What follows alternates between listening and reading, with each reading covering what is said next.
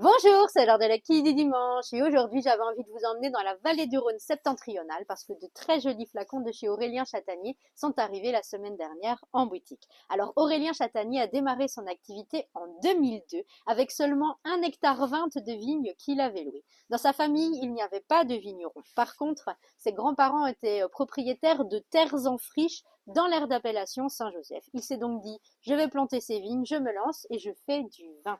Il s'est formé chez Pierre Gaillard, qui l'a beaucoup aidé également à ses débuts quand il s'est lancé. Les 3 premières années, il a gardé un travail en plus à côté, le temps de pouvoir développer sa production. Et aujourd'hui, il travaille à peu près 8 hectares de vignes qui sont certifiés en agriculture biologique depuis le millésime 2022.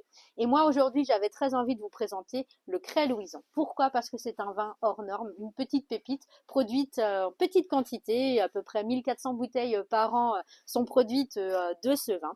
Le Cray Louison, en fait, c'est une seule parcelle, juste en bordure de l'appellation Saint-Joseph, un terroir auquel Aurélien Chatanier croyait. Il avait vu le potentiel de cette parcelle sur un très joli terroir granitique qu'il a planté de Syrah, bien sûr, mais à forte densité. Donc on est ici sur 8500 pieds à l'hectare, quand dans l'appellation Saint-Joseph, juste à côté, on va voir des parcelles qui sont plantées à 5000 pieds à l'hectare.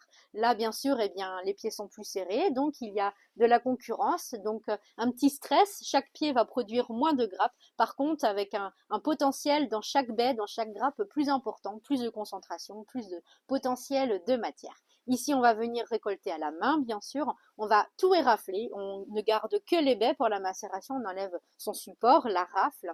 On va faire une macération sur 3 semaines à chaud avec 3 remontages par jour pour extraire une jolie matière. Ensuite, on passe un an en fût, des fûts de 1 à 5 vins.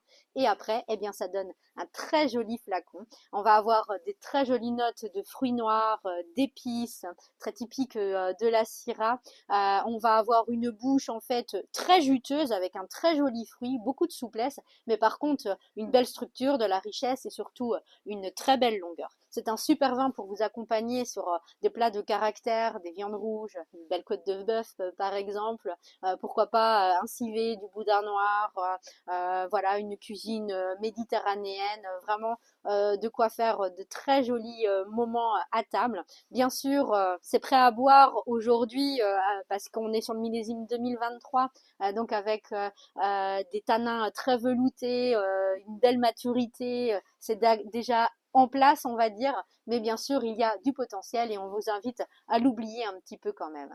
Voilà. Très peu de bouteilles, donc on vous conseille de ne pas tarder pour venir en chercher quelques-unes. On vous souhaite un très bon dimanche et je vous dis à bientôt.